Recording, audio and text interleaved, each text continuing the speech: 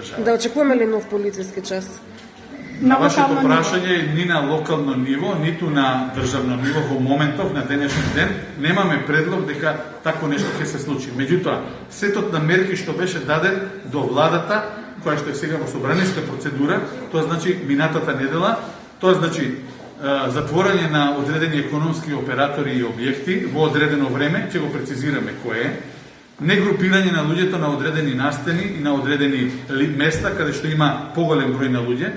Трето, превозот на патниците во градскиот или меѓуградскиот автобуски превоз да биде редуциран. Со други зборови, пред 6 месеци бевте само 30%, па 50%, па полека пушкавме до 75%. Не може луѓето да не носат маски, а да се групираат на поголем број во еден автобус и да не очекуваме превоз, кој што би бил ризичен како превоз.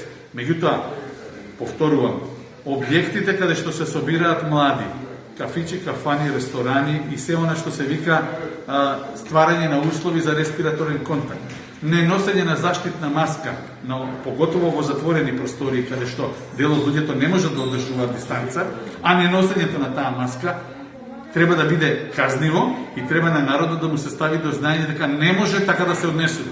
Не може кој како сака да се однесува во состојба кога државата гори од голем број на случаи.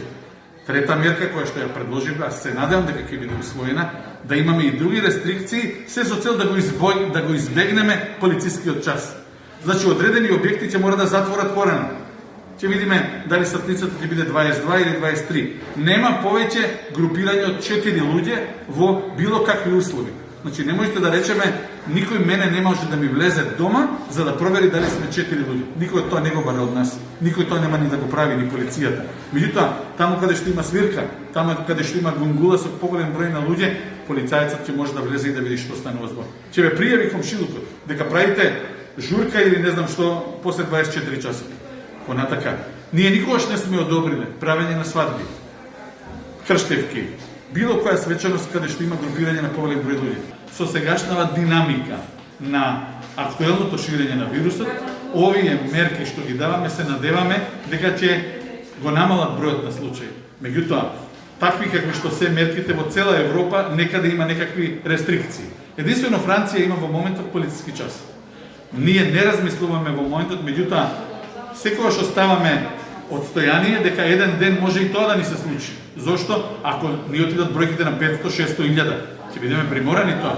И јас секогаш се надевам дека населението е тоа што ќе ни помогне. Оние кои што треба да придонесат за намалување на бројот, не сме само ние, толку и тие кои што треба да ги почитуваат мерките. Моите честички до вас што треба да допрат, ако се на растојание од 2 метра, се задржуваат на маската. Значи, нема плюкање, кашлање, кивање на поблиску од 2 метра. Значи, кога на некој ќе му направите вака и вие пуштете ги раците 2 метра. Нема ризик. Вие маска, јас маска 2 метра. Готово. Нема проблем. Ама, грлење, гушкање, муабетење, пиење заедничко кафе, доручек заеднички со некого, ете го ризикот.